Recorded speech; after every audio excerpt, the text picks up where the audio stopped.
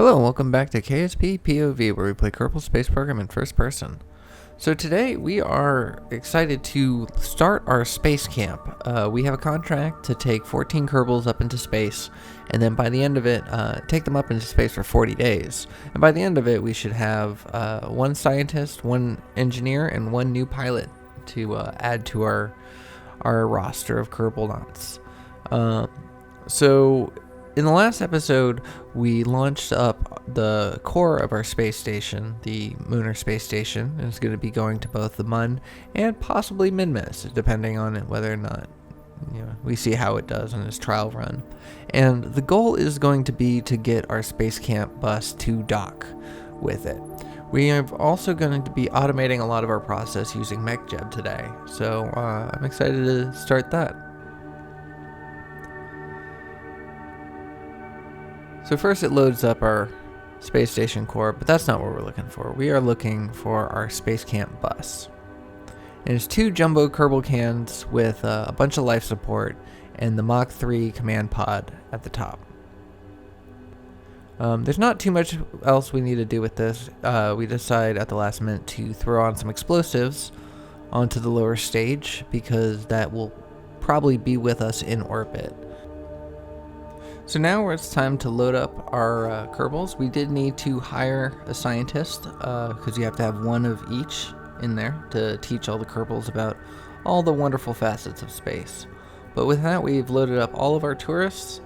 We've got lights on our craft. We've got explosives, and at the last minute I decided to throw on some Separatons to make sure that the explosives move far enough away from our actual craft. So, once again, we are in the Mach 3 command pod in IVA mode. This is provided by the ASET mod packs. All the mods will be listed in the description below, as always, in our Google Doc. And so now we're just going to set up our screens the way that we normally like them. We're going to be utilizing this MechJeb feature in the raster prop monitors, as opposed to the MechJeb feature from just the regular drop-down menu.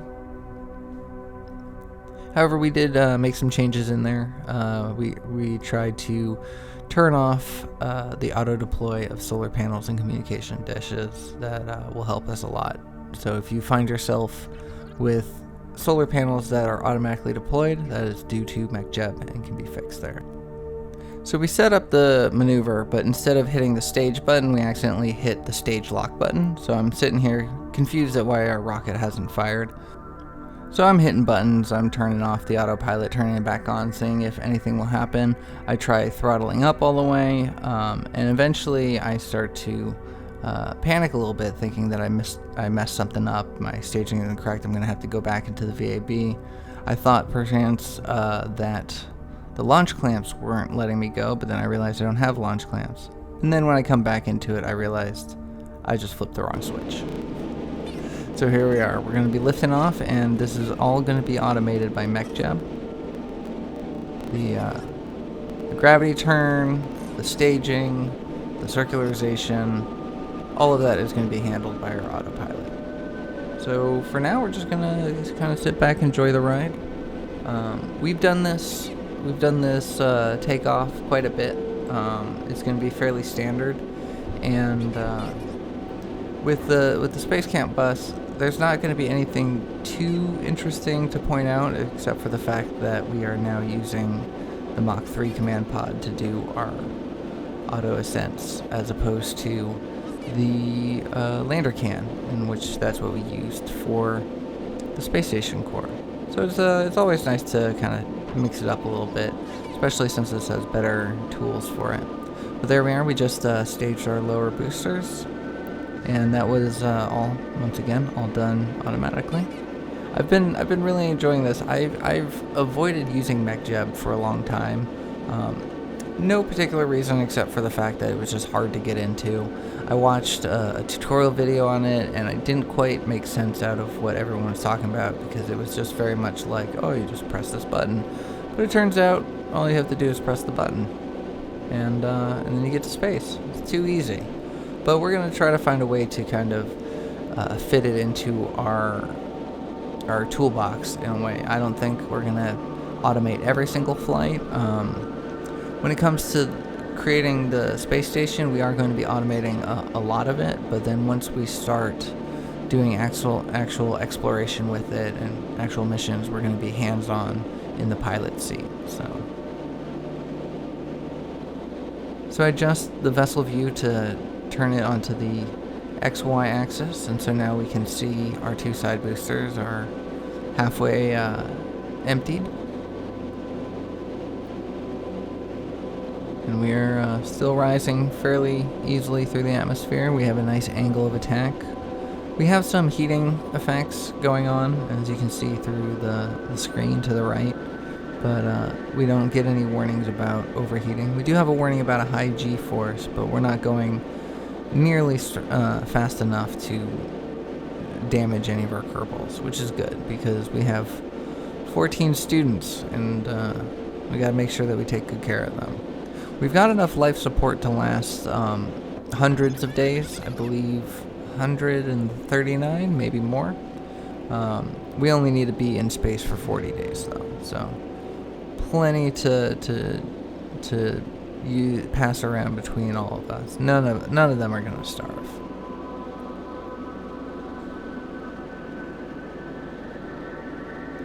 We don't end up looking into the jumbo can. We don't see where the other kerbals are at, but kind of just assume that they're all strapped into the chairs looking at each other, looking out the windows. Some are excited, some are freaking out. I'm sure one of them at least has their air sickness bags. It's a bumpy flight up, but it's the cost of trying to get to space.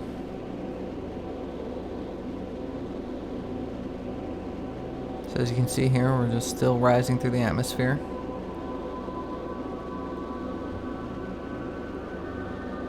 And our throttle is starting to tilt down a little bit. We're not going full throttle anymore.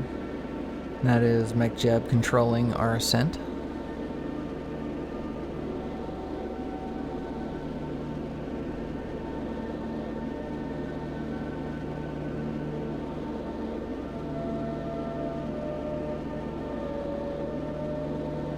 It was nice and relaxing. I was able to get some work done while I was recording this. Was able to do a little bit of drawing, what I do normally in life, as opposed to my gameplay videos. I do some drawing, and I was able to work while executing this ascent and this whole mission. Actually, it was very, very productive in more ways than one. And the heating effects have started to dissipate off the craft, so that lets me know that we are soon going to be breaking out of the atmosphere.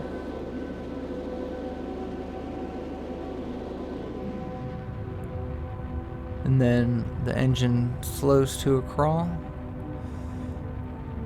and eventually fizzles out,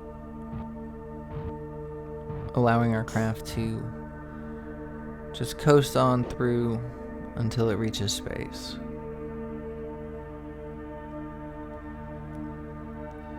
And we're going to jump ahead just a little bit until our craft is aligned with the target node, and then McJeb goes ahead and fast forwards the time for us to bring us to our next maneuver. And then, with the precision that only a computer could have, it executes the maneuver precisely when it needs to.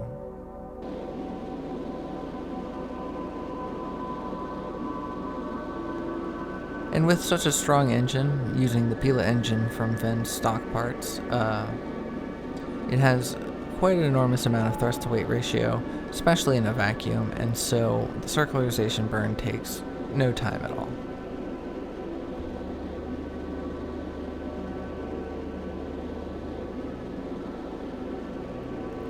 And our periapsis comes out of the surface of the Earth and then breaks through the atmosphere, and then it circularizes at 150 kilometers, the same orbit as our space station. Like I said, the goal is to rendezvous with the space station and dock with it so our kerbals can truly experience what life is like in space.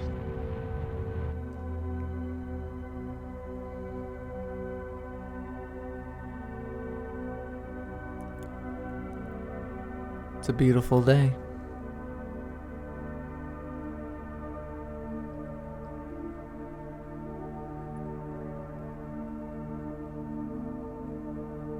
There is one slight problem, though.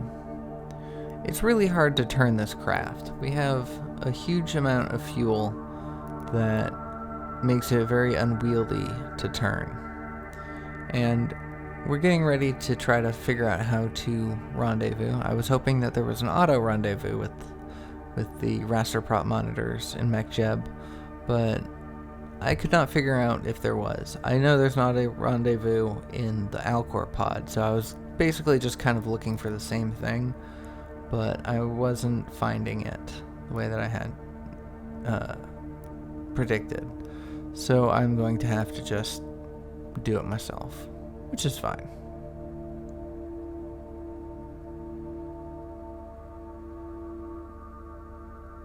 So play around with maneuver nodes a little bit. And once I plot in the maneuver, like I said, this thing's a boat and it's hard to turn itself around. So I decide to stage.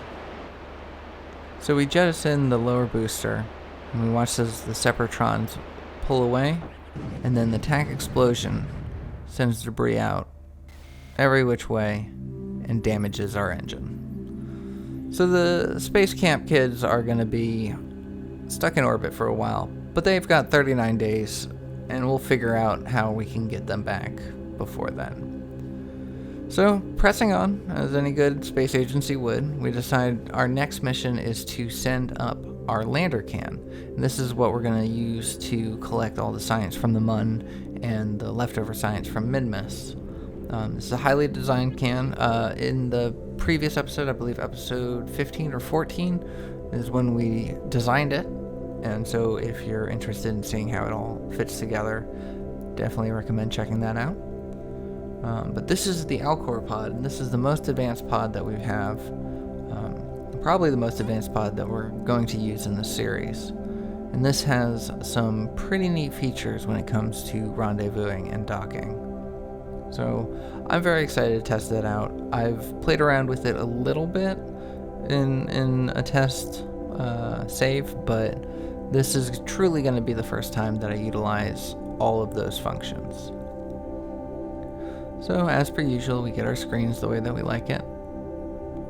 We go over all of our parameters, we set our auto ascent, and then we fire.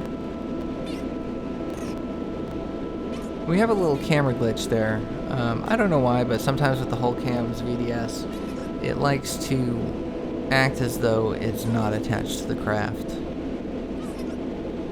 Can't tell you why. But here we are, raising up from the surface, and we've started our gravity turn already. MechJeb is pretty aggressive with its gravity turns. It does not mess around. As soon as it can, it starts pitching over. But I've been trusting it, and that's a hard thing to do in my gameplays. I have grown so accustomed to flying myself, it's a little unnerving to let the computer do it for me. We get a little cloud graphical thing coming through our fairing as we go through the clouds. A little interesting, hadn't seen that before.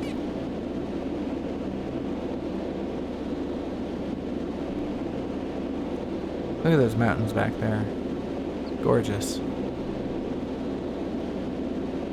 Definitely have been enjoying the volumetric clouds. Definitely adds a whole new layer to the gameplay. And a whole new layer of excitement as you're coming through the atmosphere. You break through the cloud layer. And our lower stage separates. And then they come flying back down to the planet. They'll burn up. We should start thinking about reusability with our stages and potentially try recovering them. We do have the stage recovery mod, so we should make use of it. but we don't for a while, so we just have to eat the cost of the rocket. But that's why we take so many contracts at once, is we try to complete as much as we can for each launch.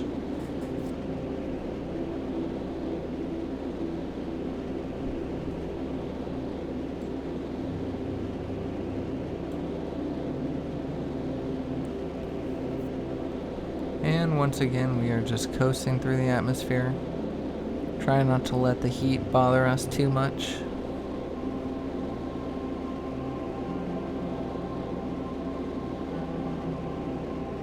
And this is also looking like a fairly textbook gravity turn. And our engine peters out, letting us know that we've reached the apoapsis that we desired. And now, once again, the Pila engine bringing us to a full circularization.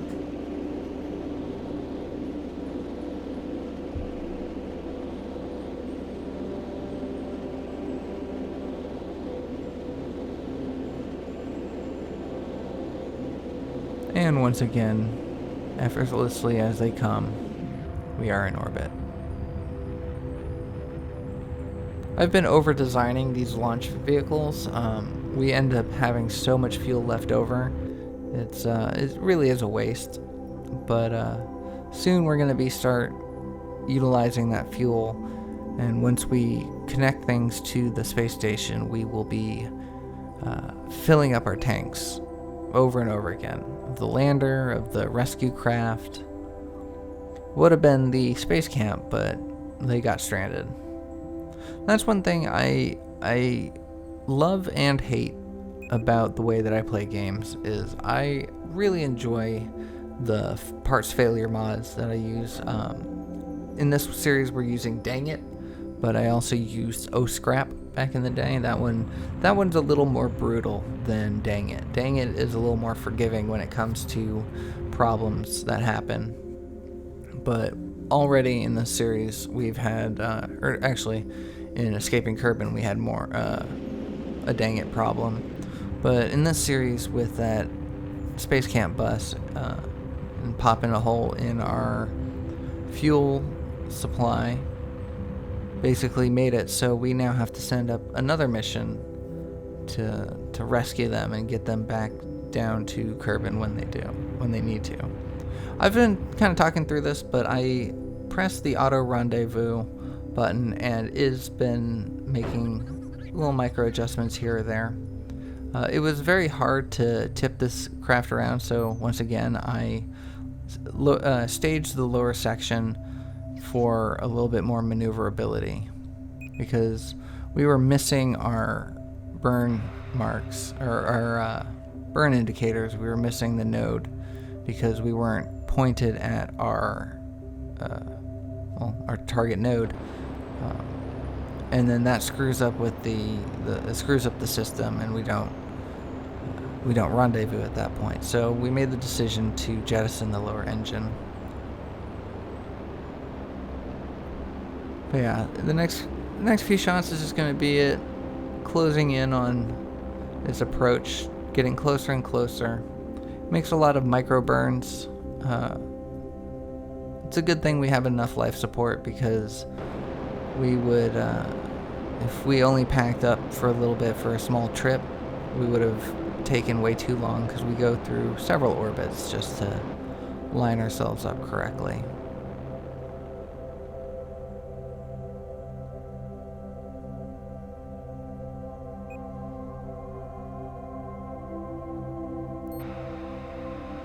So I turn on the RCS. I flick that on and off occasionally, because that's an easier way of turning quickly.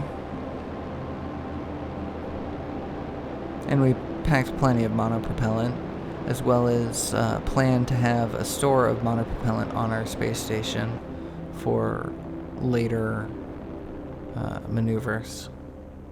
Because we're going to have to be rendezvousing with our space station several times, because this is a science hopper meant to go to several different biomes and then to drop off the science that's collected into the mobile processing lab. So RCS is going to be a big very important feature of this. That's why building the station fully in the VAB first, and just really thinking through what you're going to be doing with each part of the modules and really thinking ahead pays off. Because we have monopropellant that we don't really need on the space station, but it will be there to refuel this craft. So every time it has to make a rendezvous and a dock, it will be able to replenish its supplies. We don't have plans to make a fuel mining operation to create fuel and all that, but we may end up sending up a module to attach to it later that can do that, and hopefully push the space station's lifespan much farther.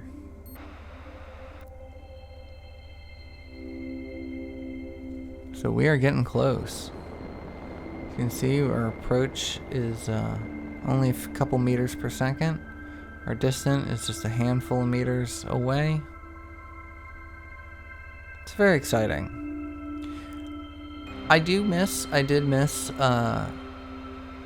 the joy of plotting in a maneuver to make it work and then trying to execute the maneuver on my own, but it is very fascinating to see the computer take over.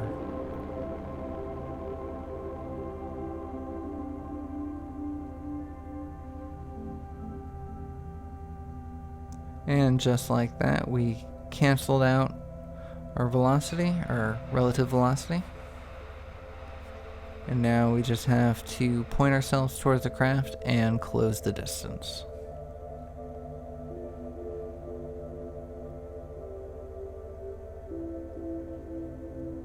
You can see how fast the ship is rotating now. If you look at the nav ball, it's much easier. So we have our target in our sights. We are lined up, or well, we're not lined up yet, but we have the docking port that we are supposed to attach to. We have that selected. And we have pressed auto dock, so now it's just a matter of letting the computer take over. Oh, there we pressed auto dock. It is one of those blue buttons on the side. Sorry I didn't zoom in on it when I clicked it, but we will be seeing more of that soon. We have a couple other modules. In the last episode, we had to forego our solar panel and communication arms because they were just causing too much of a problem. So we're going to actually have to do 2 separate launches to bring each arm up to attach it, and we are going to use the Alcor pod. So all of this, the auto rendezvous, the auto docking, we are going to see again. We're going to utilize them to just build our station in the most efficient way possible.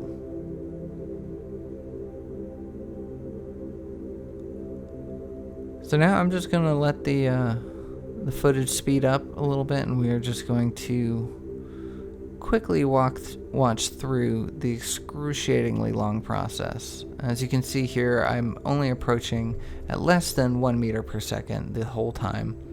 It is very accurate to real docking.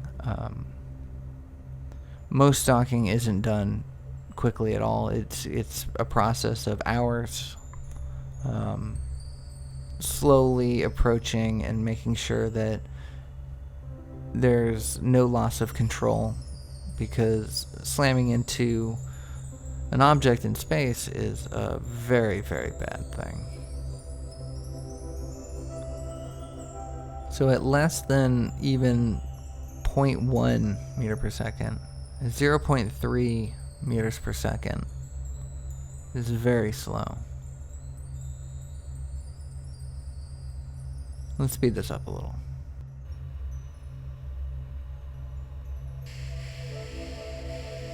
So using only our RCS, we let the computer just guide us smoothly and easily into the port.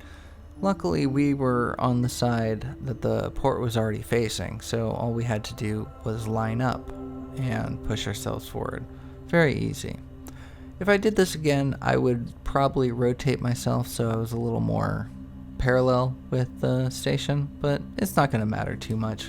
We're going to be back and forth on this plenty.